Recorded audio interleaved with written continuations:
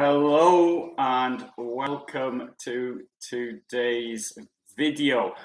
Good evening to Isa. I'm sorry I had some problems then I prepared this in advance this morning and I didn't know how to put it on, so there was a delay of 2 minutes then.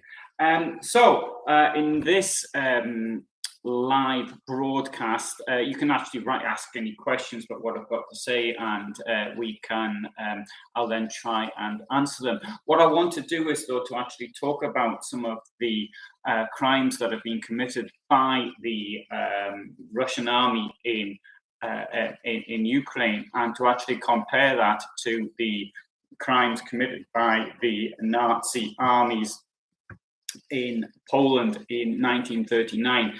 Because as far as I can see, there are extremely clear similarities between the two. Now, on the 1st of September 1939, the Nazi German invasion of Poland was characterized by extreme brutality and the destruction, needless destruction in many cases, of towns and buildings on its path, and crimes being committed by the not only by the SS but also by the Wehrmacht. And the reason that's often given for this is the fact that they believe, first of all, because of the Nazi indoctrination, which had only been 6 years or 6.5 years. But bear in mind that the people committing the crimes would have been soldiers 18 to 20 years old, that say, so they were 12 to 14 or even 11 to 13 when the Nazis took over. So they got them at their formative years. They encouraged them to believe that they were superior, and they were therefore able to kill these Poles and other people, ethnic minorities such as Jews and others, at will. Furthermore, and one of the reasons for the Nazi invasion was the allegation that the Polish government had been mistreating the German minority. Indeed, I have got newsreels of this in my private collection. They're not particularly good quality, but I might even stick them up one day, of showing the allegations, many of which are false, because I tried actually to tracing them back to where these things were actually said. So they've got the allegations of false. You've got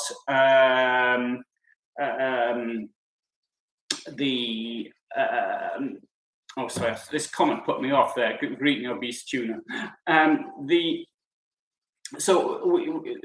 Exactly the same sort of thing that you see happening in the invasion of Ukraine. You've got these allegations that the Ukrainian state is somehow committing genocide on its Russian population, which then encourages those who've had not 6.5 years of indoctrination from the current dictatorship in Russia, but 22 years of indoctrination. So therefore, all those who were doing the crimes were possibly not even born when Putin came to power. So we've got this very similar type of ideology. Now, next thing is the it's the way in which these crimes have been committed, and in both cases they didn't care if they were discovered or not.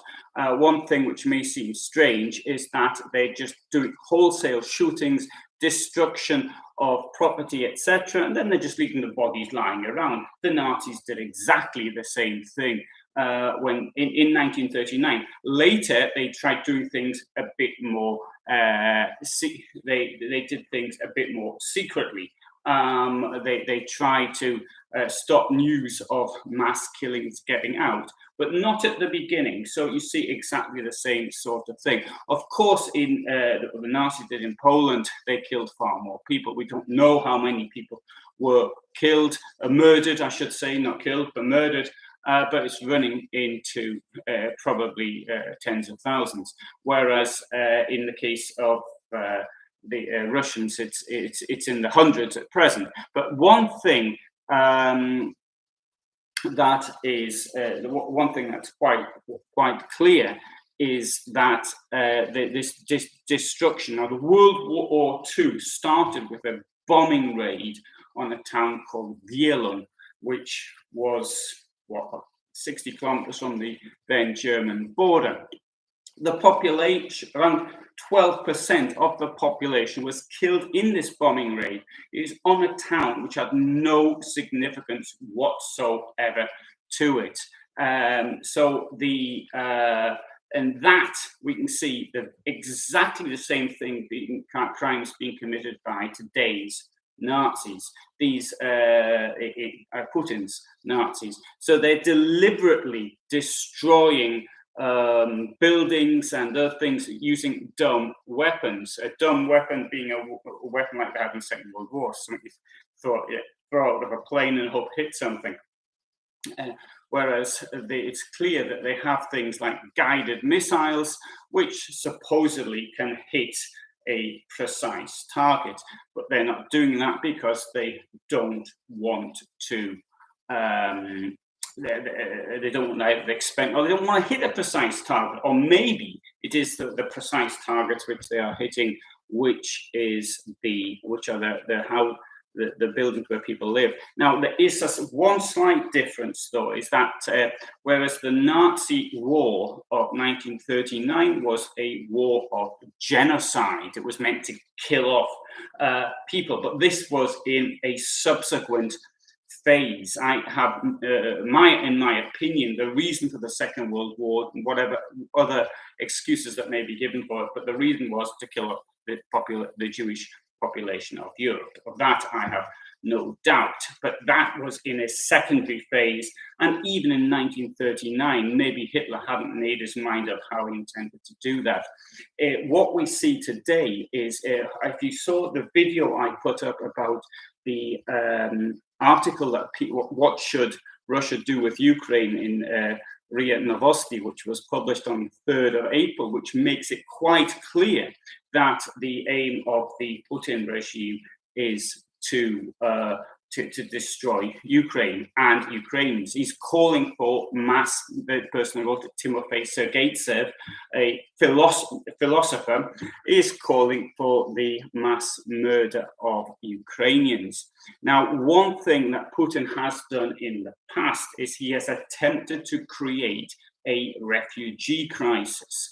Now, clearly, the Second World War also created a refugee crisis, but in the case of the invasion of Poland, there wasn't much places the refugees could go to, because in 1939, effectively, Poland was surrounded. The only escape route really was to Romania, and that was quite difficult to get to. Putin's done this in the past by creating in Syria, the Middle East refugee crisis, which was created a few years ago. And this was one way which they can create their idea of ethnic cleansing. They did it as well after the Second World War. The Kremlin did it anyway. So you've got these huge amounts of people who were displaced from Western parts of the new Soviet Union, formerly being parts of Poland. So we have the same popular ethnic movements of people. So as far as I can see, these two things are absolutely, the ideology is absolutely the same. The difference is that the Kremlin today has openly announced that its policy is that of removing the population, either as refugees, which they haven't announced that, but they have announced the fact that they want them to be, as they call it, denazified. But the word denazify is clearly a word meaning, as they do it, to kill Ukrainians. So this is the. Now I see here this thing: isn't USA worse than Russia? But none are justified. Civilians are killed, but didn't USA kill 200,000 civilians just in Iraq? And they said, well, the thing is like this is the argument that's put out, is that the United States never attempted to create a refugee crisis. It never went into ethnic cleansing of that. Undoubtedly, people were killed in the war in Iraq, but there is a complete difference here. And Saddam Hussein himself was responsible for hundreds of thousands of deaths. So this was an attempt at regime change. So it's like this, that people say, well, the USA did this. Well, okay, so when Saddam Hussein is doing it, that makes it okay. But when the USA tries to save people from Saddam Hussein, that isn't the same thing. Jeep writes, aren't Ukrainians the same ethnicity as Russians? You know what, I think that people have, and I think that you have the ethnicity is something you recognize in yourself.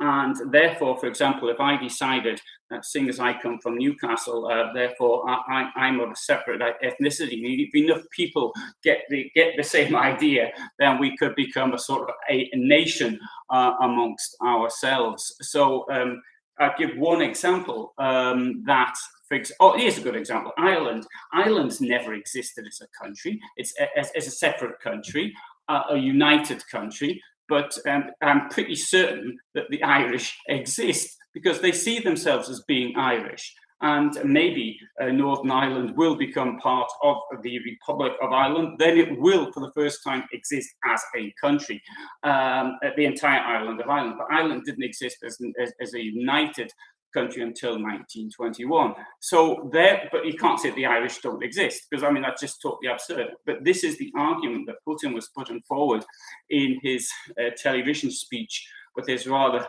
bizarre historical comparisons on the 22nd of February. Dennis writes that Native Americans were ethnically cleansed. Yes, that's true.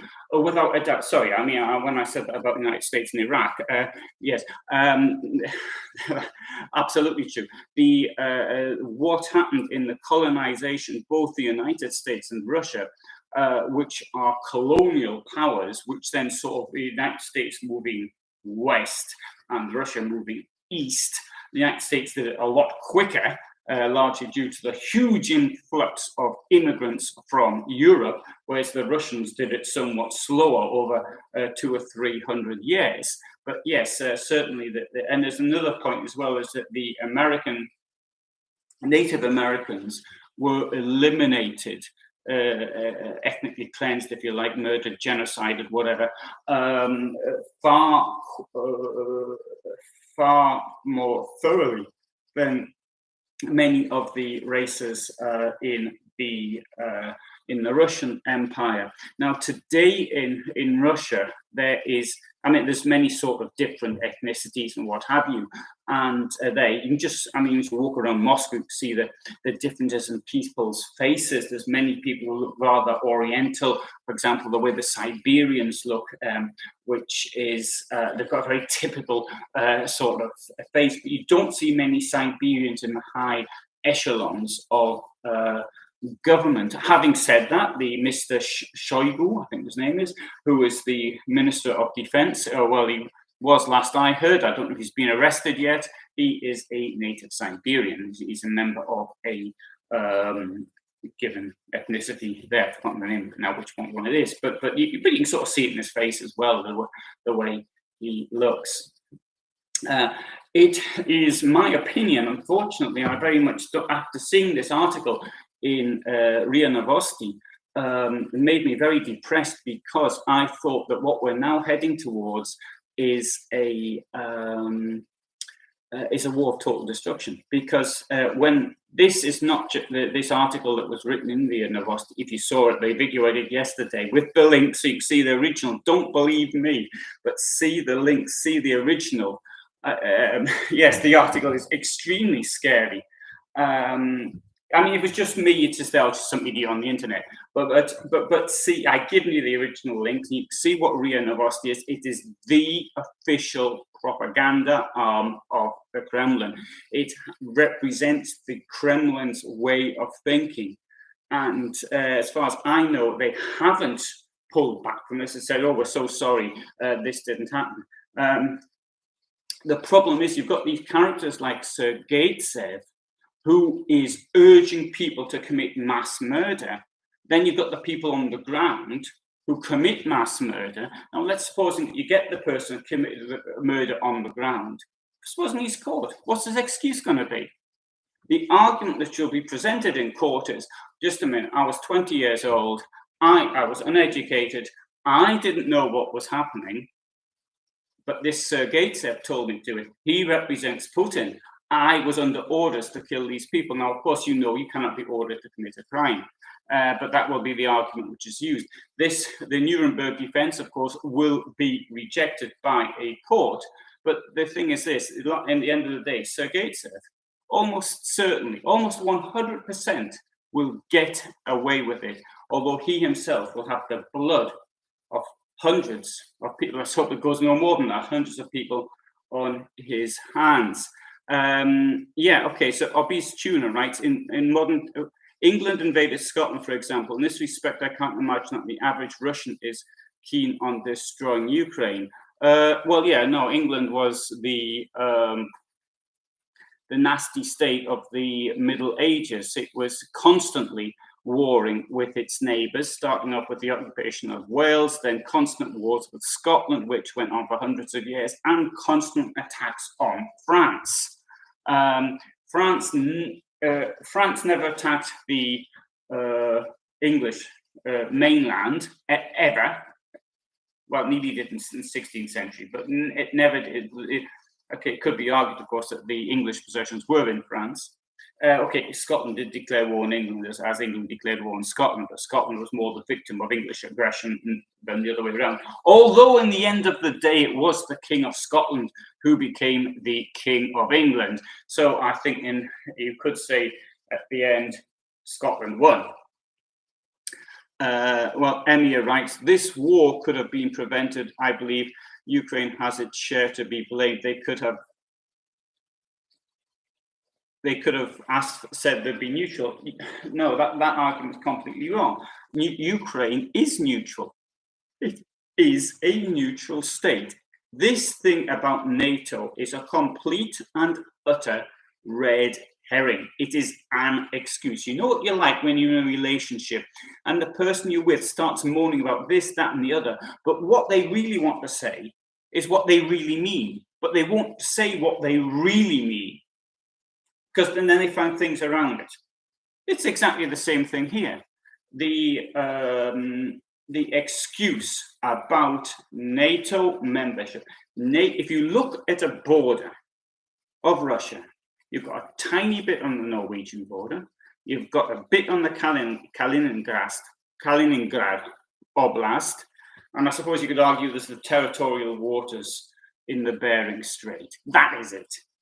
Russia is not surrounded by NATO. Being surrounded is an excuse. And it wasn't, the Nazis used it as well. I had a poster. It was a copy of I was a child. I had a copy of a poster which came from 1940 about Nazi Germany claiming that it had been, it was surrounded. It's something that's always used. In 2014, there were articles in the Russian press saying that because it had invaded and annexed Crimea, that it had broken out of encirclement. And I'm sure there's people who believed it. Total and utter nonsense. Ukraine was neutral, and they knew it. Ukraine was weak. That is why it was getting picked on. It's because of its weakness. And whereas I was opposed to the expansion of NATO at the time, because I thought this might offend Russia and all the rest of it, I now see I was completely wrong. NATO is the only way. If Ukraine had been in NATO, then this attack would never have happened. Never. And of that, there can be no doubt. And the people who were killed today in Kramatorsk, in the railway station, not doing any harm to anybody, trying to get out of there, and they were shot deliberately by missiles. We don't know how many people have been killed yet. So, sorry, I'll go on to this. Badger, how much longer can you keep this up? they were already scraping the bottom of the barrel when it comes to military reserves. I don't think so, mate. I'm going to give you an example. On the first of the Russian military draft is in two phases. There's one phase which is second half of October. Can't remember the exact date it starts. I think it's 15th of October. I might be wrong. And the second one, which is the spring draft, which starts on the 1st of April. So on the 1st of April, 140,000 men or boys, young lads, would have been called up.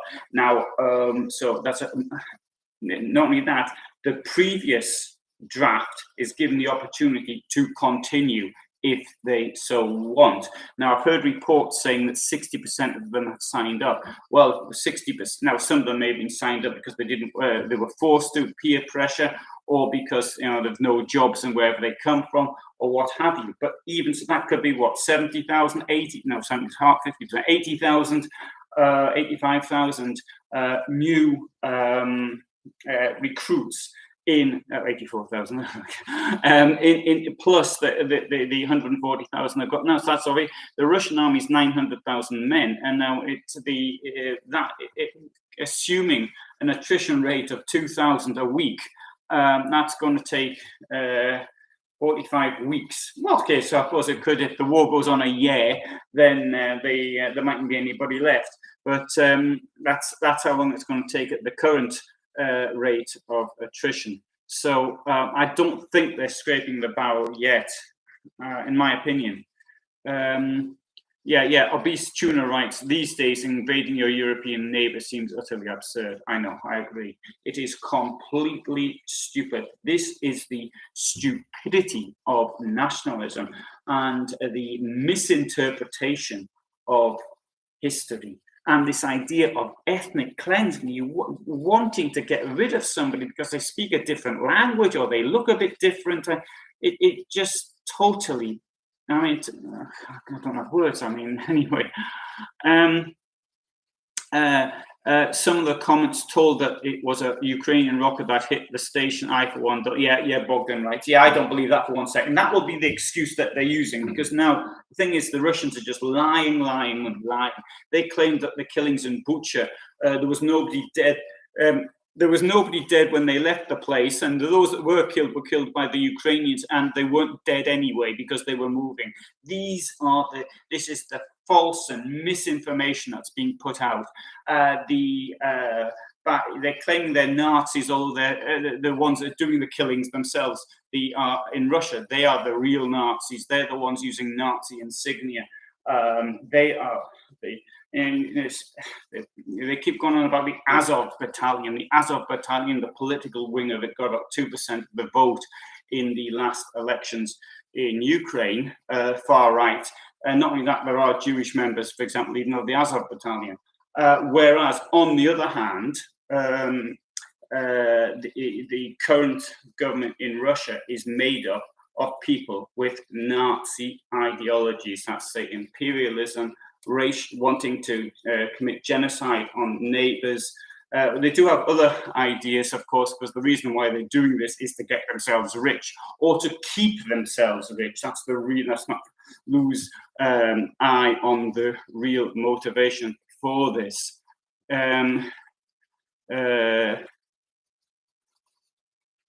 Have I seen the picture of the turban conscripts in rubber boots? I haven't, about yet. That's cannon fodder that Putin sends to the front. Non-white Russians from the poorest regions as cannon fodder. Yeah, okay. I did today. I did an article, a video, sorry, on this is a rifle called the Mosin Nagant, which dates to 1891. So the rifle was used in the Second World War was the Mosin Nagant of 1891-1930. And this has now been issued to people from Donetsk. I've seen this in videos, various videos, and there's quite a few photographs. Anyway, so I'll knock this one out today, and I'll publish that probably next week sometime. I also believe that the people used as cannon fodder are in order that they're the people from the occupied Lugansk and Donetsk regions. They're the number one. They are Ukrainians who are under Russian occupation, so they're number one. And the number two are the people from the provinces. it could be people from the racial minorities and things of this nature. They don't want people from Moscow or Petersburg or any Smolensk or any Barnaul or even Novosibirsk or whatever. They don't want people from the large cities getting killed. They want the small ones from the villages in the middle of nowhere, because as they see it, no one will miss them, because when their funerals are held, nobody will see them. And at the end of the day, they can control the press in these places. Now, I've been trying to follow some things online from newspapers from regional areas. Now, I was reading things, for example, from Volgograd, and even then, though, I was able to see how the journalists were being quite clever, the way they were trying to report things, but they're putting the deaths up quite prominently. I think what will happen, of course, the Kremlin will notice they're putting these death columns up, and they'll put a stop to it. And as they did in 2014, when there was those Russian soldiers who had been sent to Lugansk and Donetsk, and they were getting killed, and they had to be buried in secrecy. And Vice News did an excellent coverage of this at the time. Anyway, so. Right, sorry. So Bogdan writes 1,000 people in the Azov battalion. Yes, something like that. And not only that, it needs to be pointed out that in the Azov battalion, I saw something about them on CNN, I think it was. It said that they're not political at all any longer. They'll take anybody regardless of their political ideology. One thing I do have to say, though, is I did meet somebody who was one of these rednecks from South Carolina or something. He'd made, and so he says, I don't know if it's true, I'm just repeating what he said. This character was an out-and-out racist, and he made a number of attempts to join the armed forces in Ukraine, and he was refused each time. So the fact of the matter is the Ukrainians are not recruiting Nazis. At least that's the one example. I mean, it's probably not a very good one. On the other hand, if you look at my Facebook page, it's called Alan Heath's History page on Facebook, I published today a photograph of a prisoner with the Nazi insignia tattooed on his back. He was, of course, a member of the Nazi Russian army. So, Russia said they don't use Totska-U weapon, and this railway was attacked by a Totska-U. I don't know. Right, okay. It may well be. Sorry, Tuvan conscripts, right? Okay, yes. Right, Badger. Okay, right. Okay, so we've had, as Obese Tuna writes, we've had this kind of nightmare already in the 20s. Yes, we had it in the Second World War, and we had it 25 years ago, or was it the 1994? That's not 25, that's 28 years ago. So we've had it twice. We've had this genocide. And the thing with this, when you get genocide, it affects people who aren't genocided in two ways. Not only is it the victims who may well be traumatized by what happens, but it also knocks out the economy. And this is one thing, even Nazi Germany found this out when it started eliminating, murdering Jews. And then what happened? It found out there was nobody to repair the plows and for the agricultural production, and so food production dropped. So, I mean, this is just the sort of thing that would happen. Stalin also found it out when he went with this ridiculous doctors plot. So he started arresting Jewish doctors, as almost nearly all the doctors were Jewish anyway. When he needed assistance, he couldn't get any. Certainly right. Anyway, right. So I'm just having a look at the oh dear. Sorry, I just knocked the thing. We meet again, Mr. Allen. Thank you, Boxer. Yeah. So Dennis, the tortures that happened to these people, I mean, it was pretty horrendous. Some of the things that happened. I mean, it was one thing. Well, I saw describing what they found the body. I stopped listening because I was so disgusted, and horrendous things which are happening. But I need to point this out, and Bogdan just mentioned this. There are Russian patriots who are, there's now a Russian legion. I don't know, there was a video of them, and the on which I can't remember where I saw it, but it's I saw photographs of them on Twitter.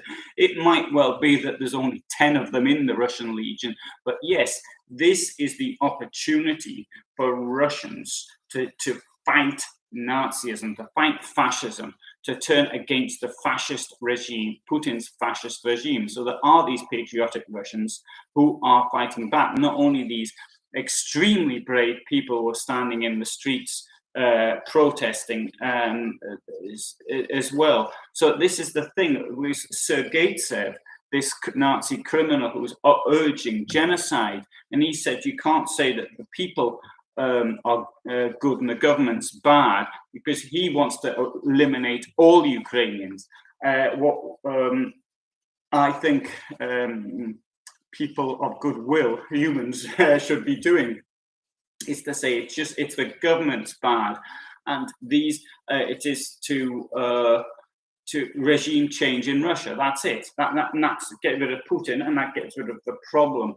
Hopefully, of course. I mean, there's obviously there's hundreds of, if not millions, of neo-Nazis now in Russia, which will be a problem for the future. But because that is after 22 years of indoctrination, that is how they've been brought up. The Nazi Germany lasted 12 years and 4 months, and the denazification process after the war happened quite quickly. Unfortunately, there were Nazis still who stayed within it, but these were largely these civil servants who didn't actually move on to something else. Anyway, so hello, Annie. Sorry.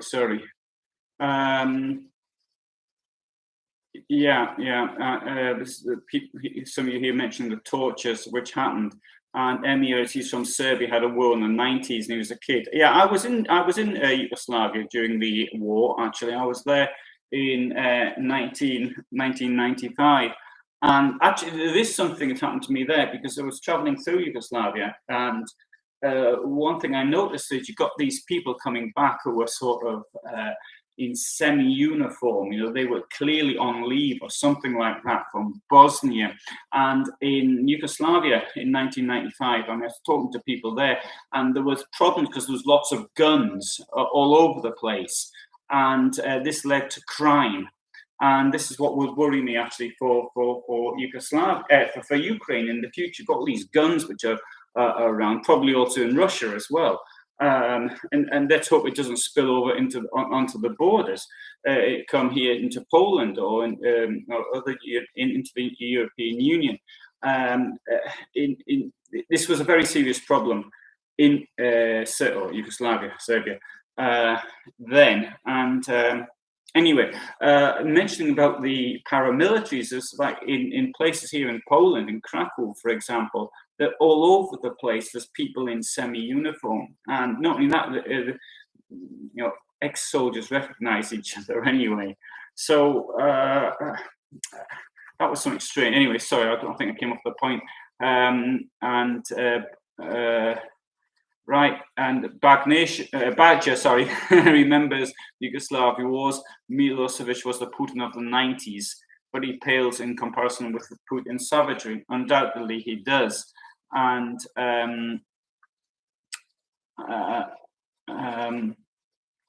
right,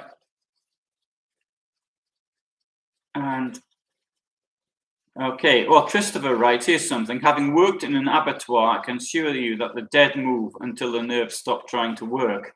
Okay, right. I didn't know that.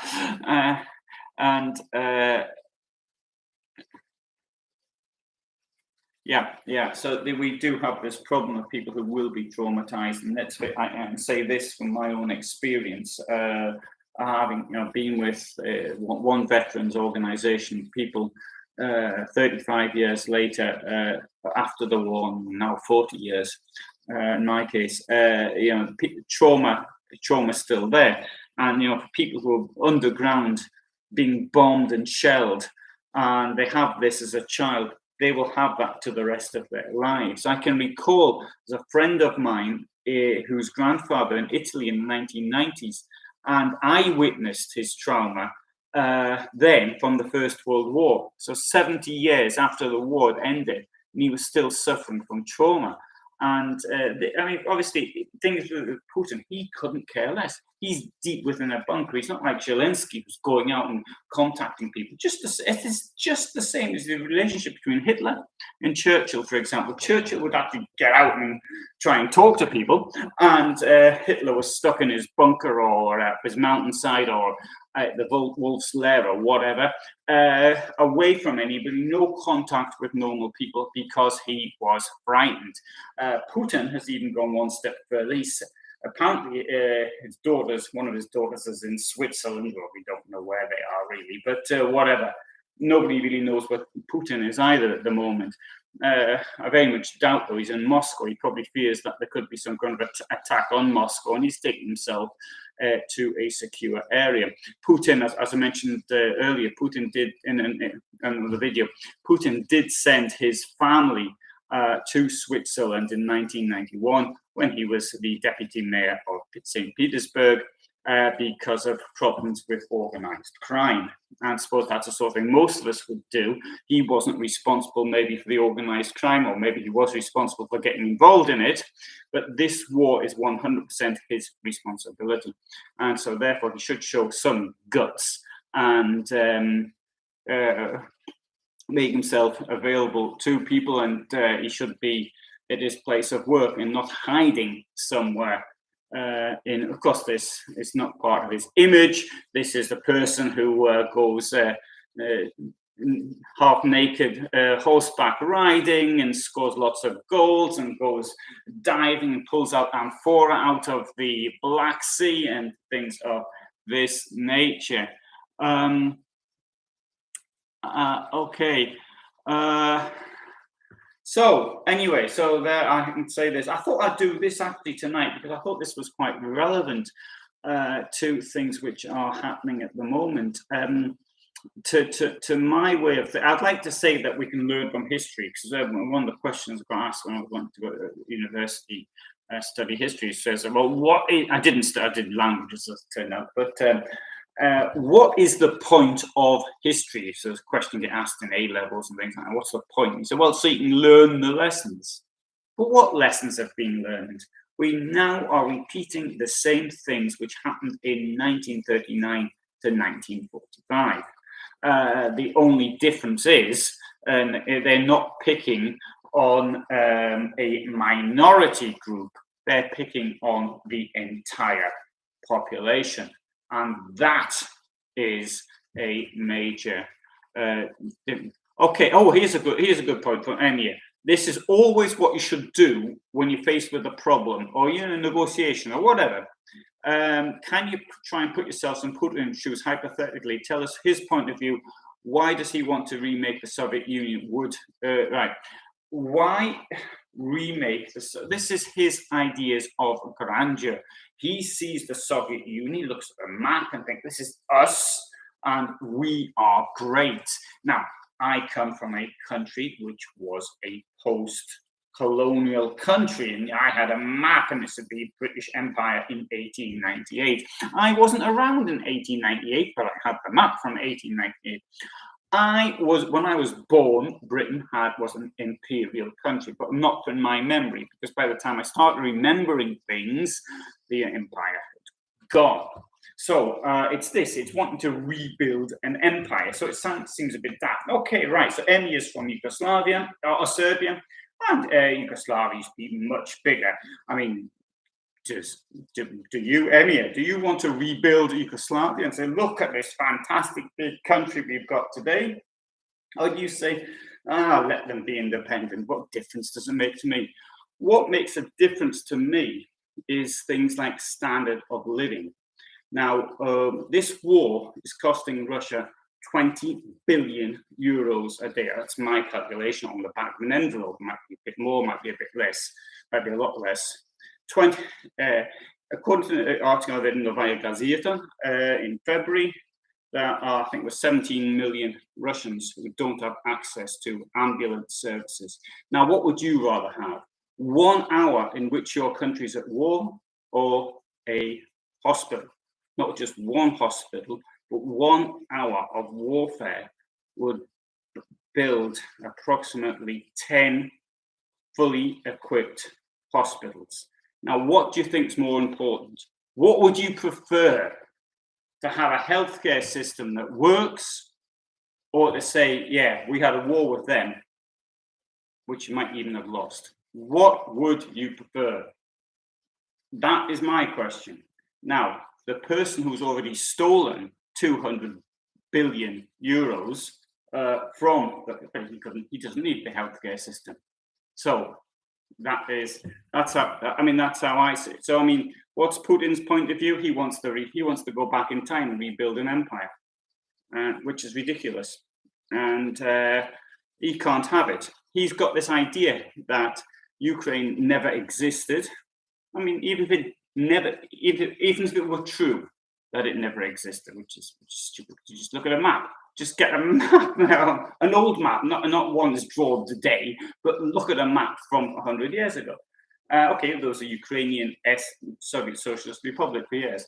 But even if it had never existed, it wouldn't matter, because the people think they're Ukrainians. So therefore, why can't they be? Like the example I gave earlier about the Irish, an argument is often presented, say, well, Palestine never existed. Yes, there was never a country called Palestine, was part of British part of the Middle East, I suppose, was called Palestine. But the Palestinians think they're Palestinians, and so therefore they are, and that's it.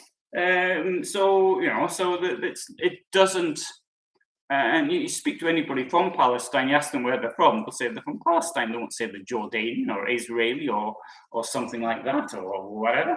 So it doesn't matter. It doesn't matter. Ukrainians are clearly Ukrainians, and if they don't want to live, but it's not the end. That's not where it ends. And if I were Russian, I'd rather live in Ukraine. I'd rather have freedom to be able to live normally than have to worry that I could have my business just stolen off me because it's a mafia state. That's what I would prefer, in my opinion.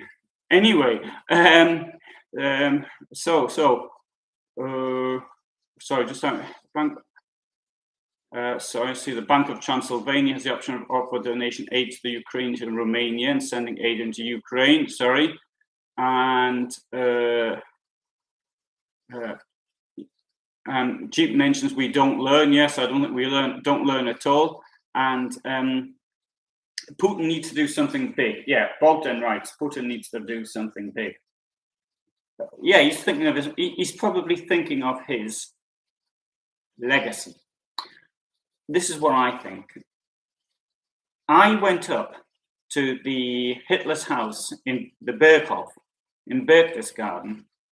And at the time I did this, I was roughly, very, very roughly the same age as Hitler was when he went there for the very last time. And when I was up there, I thought, well, if Hitler had sort of been more like me and sort of and not believed in his conspiracy theories and his stupidity, this type of thing, he could have had a wonderful 20 years on that mountainside, enjoying himself, not doing much, being visited by people and having a rant at them. And instead of finishing his life in ignominy, sick, underground, in a destroyed Berlin, and with ruins around him. That's what he could have done. Now, Putin could have gone off. He could have just backed down, appointed somebody to continue his dictatorship. I'm not suggesting that the elections, because Putin could not give in to a democracy because his ill-gotten gains could be taken away. It wasn't when Yeltsin took over, Putin took over from Yeltsin. Putin agreed to give a blanket immunity to the Yeltsin and his family. But Putin couldn't be assured that he would get an immunity. And not only that, would the people who fought him protect his immunity? He has stolen somewhere in the region of 200 billion euros. That's to say 10 days worth of war. So this war, the point of this war is to is to guarantee his position. The point is that not so that the Russian people know they can never overthrow him, that he cannot be removed. This is the point of this war. It's got nothing to do with NATO or perverted ideas of history. It is to remove a democratically elected government on the border of Russia. That is the point. And anyway, Jeep writes, do I think that Putin will be held accountable? I doubt it. I'd very much like to think that Putin will ever be held accountable. Maybe the Russian people will overthrow him and he might end up spending the rest of his life in prison. But I doubt it. I mean, even when criminal regimes are overthrown, what happens? I mean, you look at, for example, 40 years ago, we had the dictatorship in Argentina, killed 30,000 people. What happened to them? They didn't end up in prison for the rest of their lives. It's usually the case. Those that try to overthrow the Yeltsin in Gorbachev, should say, in 1991. What happened to them? One of them committed suicide. The rest of them got cushy jobs in the administration. I'll have to do a video on that once. I did actually write up on the fate of some of them on my Facebook site. Years ago I did that. But anyway. Yeah. Dennis writes, Putin will get to stand in the corner for 5 minutes. Well, yes, if they treat him really badly, he'll get to stand in the corner for 5 minutes. I don't think anything will happen to him. EMR writes, in time, the entire Russian incursion in Ukraine will either be part of World War III or as though nothing happened. I don't think it'll be part of World War III. I don't think the Russians will be that stupid. They are losing, not losing, but they're not winning a war at present. All they're doing is killing people and causing suffering. Now, the Russian army is, I can say, 9 times larger. I mean, it depends how you measure it. Maybe it's 4 in some areas, in others it's about 15. But the NATO is around 9 times larger than the Russian army. Except in nuclear weapons. So if it comes to it, NATO armies would crush Russia. And there's no doubt on that one. So it is Putin will be well aware of that. He doesn't want a war to get any further. As things are standing at the moment, the only thing NATO is doing is it's saying, we're not going to do that, we're not going to do that, we're not going to do that. Instead of saying, no, I'm not going to say what we're not going to do, as far as Putin's concerned, he's got to believe that we might do anything. And that Putin would respect. And that would save lives. Because as I've said before, the likes of Biden do not understand Putin's mentality. That is the way he thinks. That's the way Stalin thought as well. And the failure to understand Stalin's mentality almost ended up in the Third World War and ended up giving huge amounts of Europe to the communists. So, sorry, some quick look at some of the comments here. He might die. Dennis writes he might die of old age. Daniel writes, that's what dictators do, all or nothing. I take the easy life, but then again, I'm not out to be a dictator. Yes, well, that's what I do. I had a look. There's a place called Equatorial Guinea.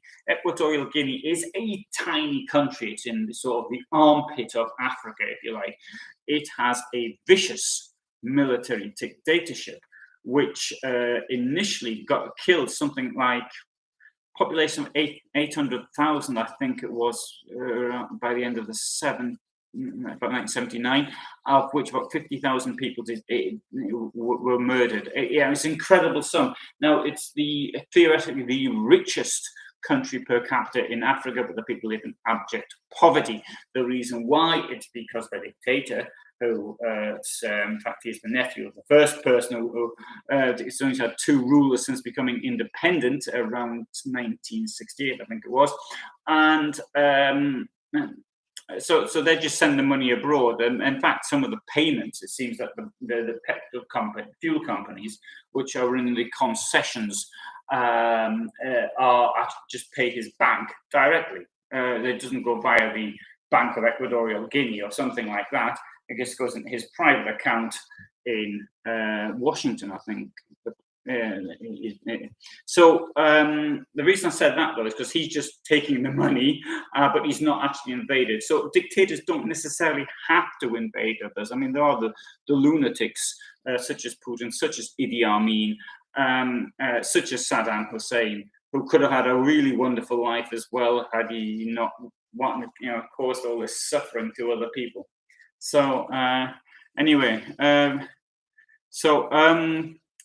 Emir thinks that Hitler escaped to Argentina in 1960 and lived until 1962. What do I think? I think that's a load of rubbish.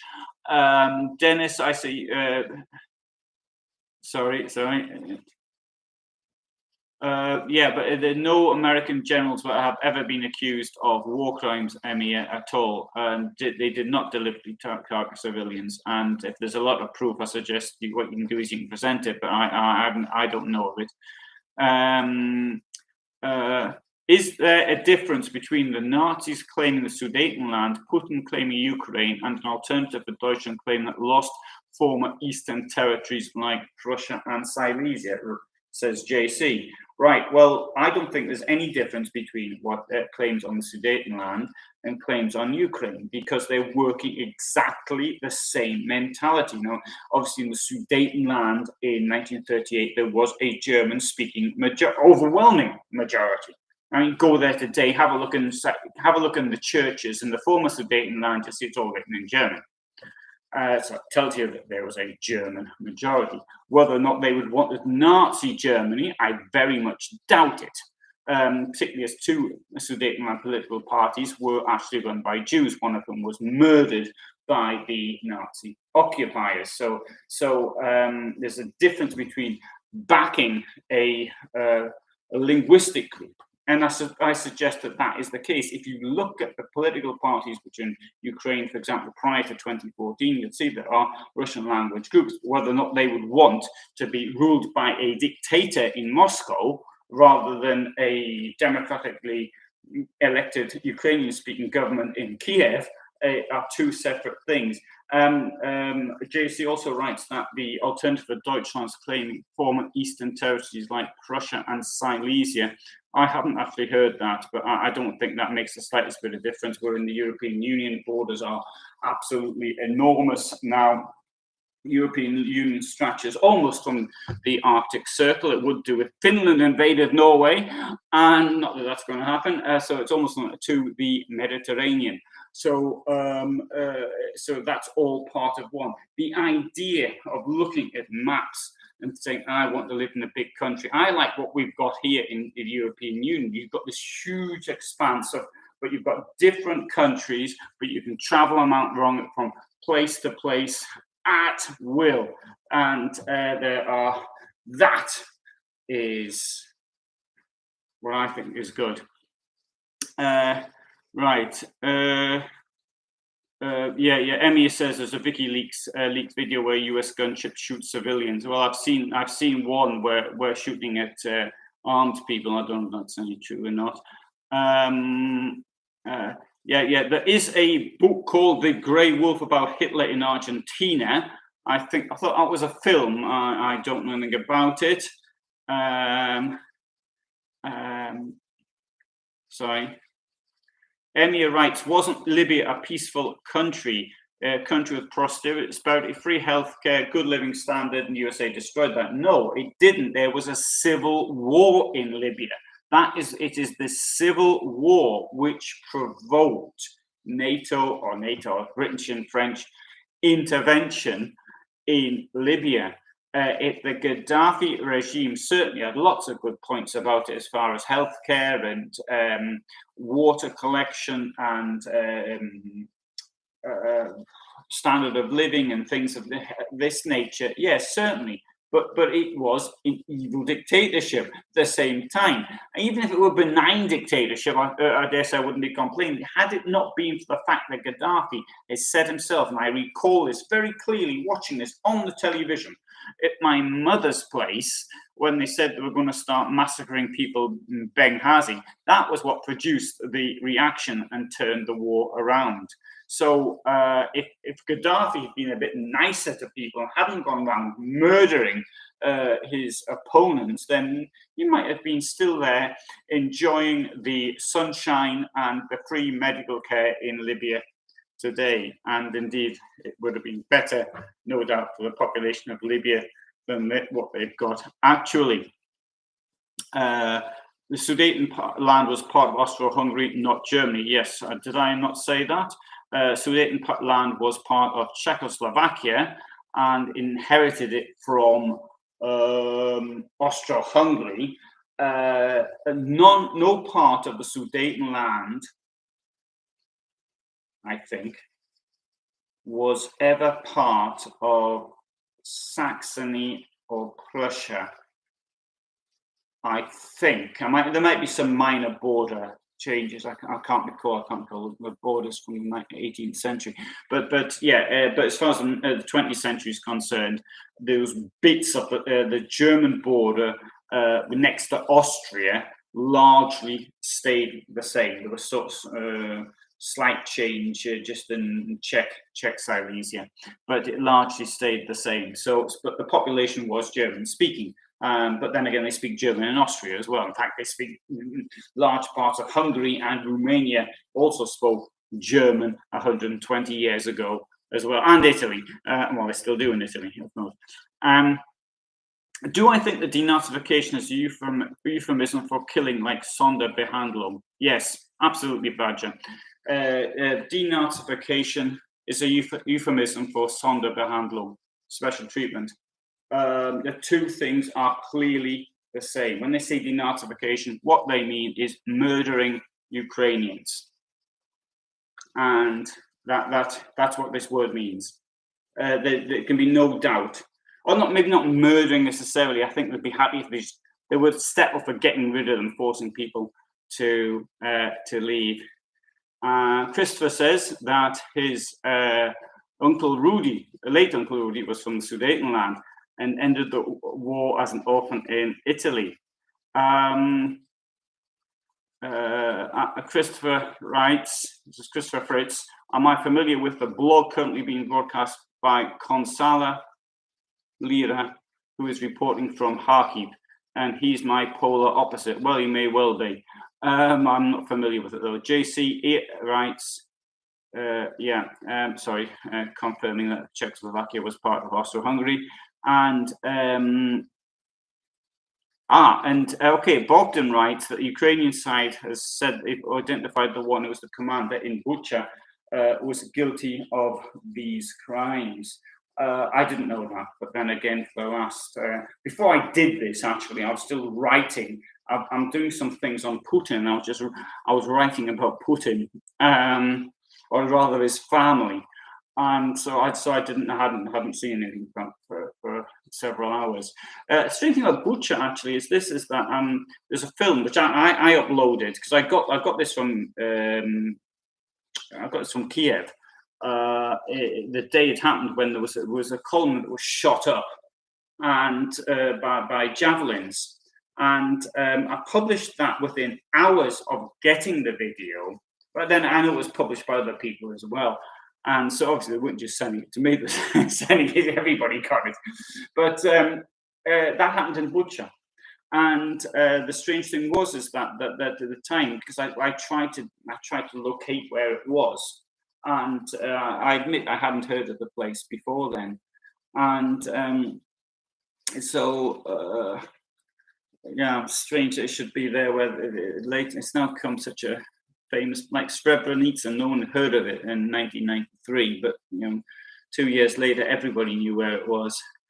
Anyway, Obese Tuna thinks that Ukraine has won the media war. Well, Russia's not Russia. Let's call them what it is. Putin's fascists, Putin's Nazis are not winning the media war. They may still, of course, win the real war. I'd like to say something about the suffering, because I was on the train 2 days ago, and first of all, one thing happened. Was this old lady, and she was crying, and I just didn't know what to do. And she had 2 children with her, which I assumed were her grandchildren. I was later on the train. I had this lady next to me, but she was really very happy. I thought maybe she was happy. I thought it was great, a great somebody to look up to for everybody. She's about 30 years old. She had 2 children with her husband. Had to go to the army in Poltava, but she was really happy. And then there was this other lady I met. I met the 2 of them together, so I left them and I explained how they had to get on the trains and all the rest of it. And anyway, she'd been bombed. She'd been in her apartment was still standing when she got there, but she said most of them weren't.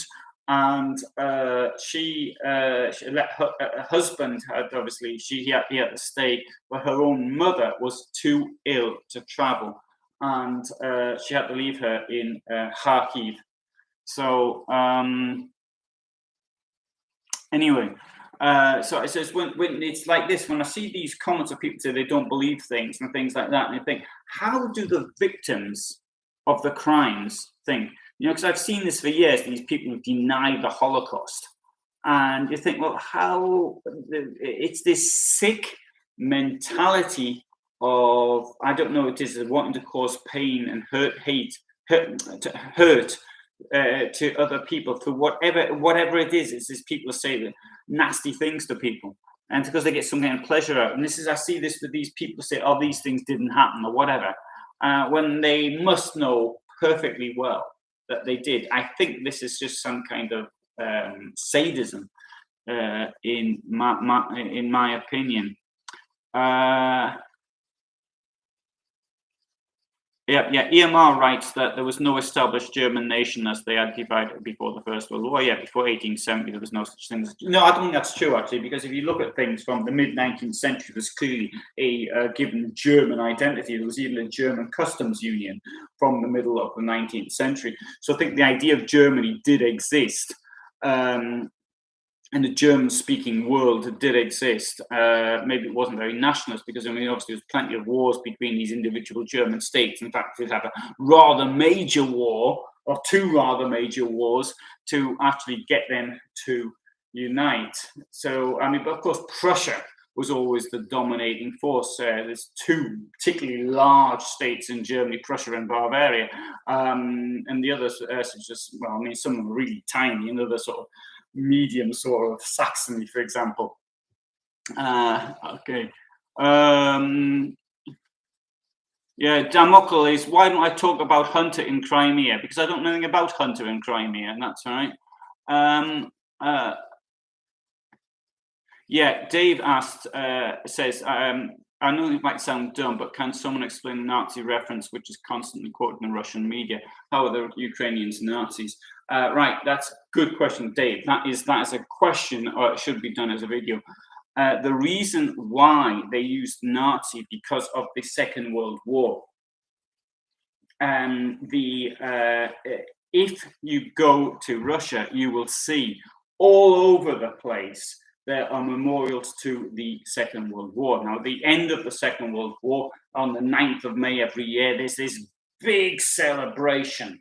And every town's got things named after the Second World War. Now, this creates a little bit of a problem, because you've got things, let's use the word Stalin. Stalin was a mass murderer, killed more Soviet citizens than anybody else in history. So a real enemy of the people, but at the same time he's associated with this victory over Nazism. So what they're trying to do is they're trying to equate the word Nazi with enemy of Russia. If you see that ridiculous article by that neo-Nazi Sergeytsev, which I did the video on yesterday, you'll see the same things. He equates the word. I mean, I'd have to read the thing in the original, actually, because my description sort of just gives a very brief summary of it. But so anybody who's a Nazi is an enemy of Russia.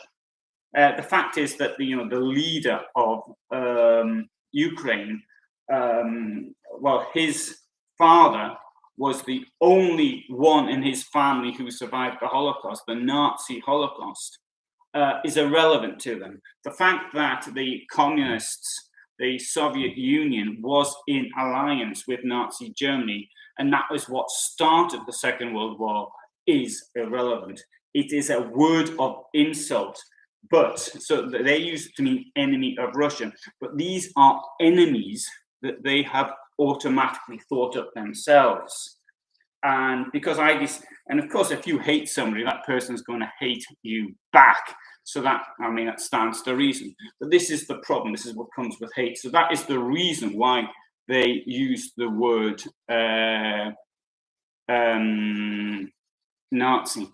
But the real Nazis are Putin's lot. They're the ones using the Nazi symbolism, the Z and the O, which takes the place of the swastika. They're the ones with the mass rallies with the flags. They're the ones urging genocide. So it's clear who the Nazis are. There's no question of it. That's Putin's lot. This is the clearest example of Nazism that we have had in the world since 1945. Anyway, yes, Badger points out, they keep going over the Azov battalion. The Azov battalion, I think Bogdan wrote earlier, 1,000 people in it. And yeah, certainly there are Nazis in Ukraine. Don't get me wrong on that one. But if you go once more to my Facebook page, I think I said this earlier, I just put up a photograph today of a Nazi with all the Nazi tattoos captured in Ukraine. His name's Roman. I couldn't read the description on his passport to see his surname, but he's now enjoying Ukrainian hospitality, a Nazi. But there's also, I mean, I've published in the past Nazi parades using the Hakenkreuz, the swastika, and the Celtic cross in Moscow. So, I mean, the use of the swastika is not illegal in Russia, as it is in Germany, for example.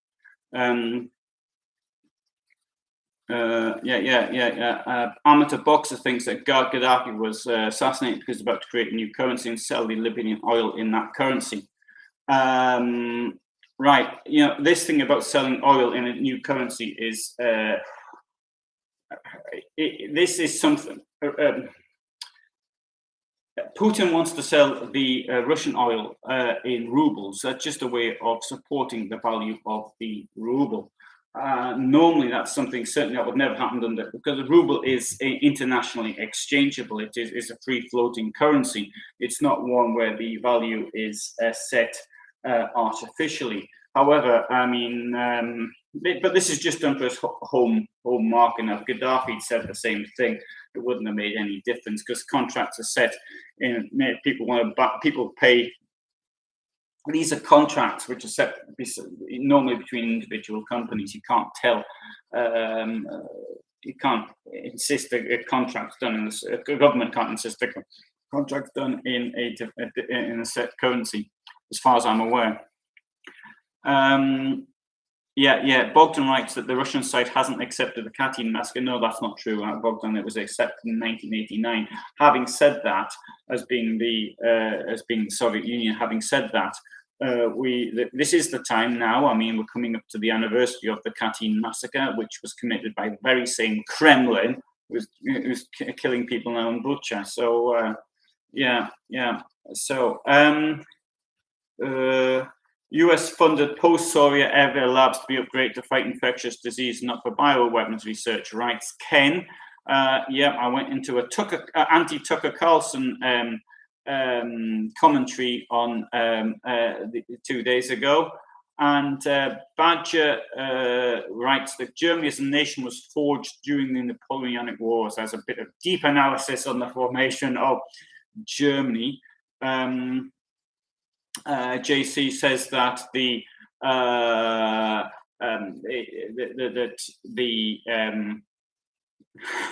sorry, I saw it. I've lost it. That the Russian bogus point is that the Russian-speaking minority is being persecuted by the Ukrainian hierarchy. There's one thing I would say is true, and I studied linguistics at university, and the Ukrainians did make the Russian it stopped being an official language, and that was a major mistake. In my opinion, I would never have done that. I'll do a separate video on that because I haven't got time now. And Bogdan agrees that the Katyn massacre was committed by the Soviets and the Soviet responsibility, but the Soviets would not classify it as a war crime or as an act of mass murder. Sorry, that was the Russians who wouldn't do that. Anyway, Dennis says, you keep repeating the same thing often enough, people will believe it. Anyway, JC ask, can I see a time we'll ever return to Russian proper, not just Kaliningrad? Well, I don't think I'm even going to get to Kaliningrad. I can't see myself getting the opportunity to go to Russia again. And that bothers me. But you may think that's a bit unfair. That's nasty of me, that being worried about something like that when there's people dying. And yeah, there are people dying, so I don't go to Russia ever again. Well, there's plenty of other places to go to. And anyway, Dave writes, there's Nazis all over the place, Germany, UK. Yeah, sure there are, but there's far more in Russia than there are anywhere else in Europe. So Russia is the home of Nazism at the moment. So when Germany united, they give their claim to Kaliningrad. Indeed, they did. What is my take on the fact that the ruble is not the same exchange rate as before the invasion? Good question, JC. And what about the sanctions? Right, okay, I can't answer that question. I'm not deliberately avoiding that, but if you look at the time, it is now 21:13. My next talk will be on the sanctions. I used to be a business magazine publisher, and so I do know a little bit on this subject, maybe not a lot, but I do know a little bit. So I'm going to talk about the sanctions next time. So I'm going to have to finish in 2 minutes. The reason I'm going to finish in 2 minutes is I've got a video on my other channel to do. And so that I mean, I could sort of leave this one off and I can let the conversation go. Although you can always put the conversation, of course, in the comment section. Right, so I'll do that. I'll do that tomorrow, or I'll do that. The sanctions thing, I'll do it tomorrow. Or if I can't do it, I'll do it on Wednesday. I'll be traveling again though next week, but I'll do it on a live thing. What do I think that the relationship in the future is going to look like? There's be so much hate. Yeah, that's another thing I'll have to do. Right, so that's two things. What's the future relationship? Oh, God, what another brilliant question. Emir says that he wants the Ukrainians to cross the border, and this would motivate the Russians to fight them off. Yeah, you absolutely. Okay, we'll do that again. Thanks, Dave. I wonder if the view of Jews in Russia now in World War II is the same as the Nazis. No, that's not. No, that's not the case. No, Jews are not. Russia has a history of killing Jews. Right, but that's in the past. I mean, the pogroms was the Tsarist Empire, which murdered Jews en masse. It's the Tsarist pogroms which led to Zionism and eventually to the birth of Israel. But that is in the past. I mean, there is anti-Semitism in Russia, but it's not. It's nothing compared to the anti-Muslim or the people from the Caucasus we see today. Sorry, I'm going to have to end now because Lee. Oh, sorry. Right, sorry, I'll have to end. Thanks very much to everybody for being here. If you want to see something about motorhomes, then you'll have to. I'm going to do that now, but I'll have to go over the other chat. Thanks, Bogdan, Annie, Dave. See you later. Emir, JC, Jan, Annika, Dennis, Isa. Sorry if I've forgotten anybody. I apologize most humbly. Okay, all the best for me. See you later. And if you want to see me, go to the other channel. Thank you. Bye.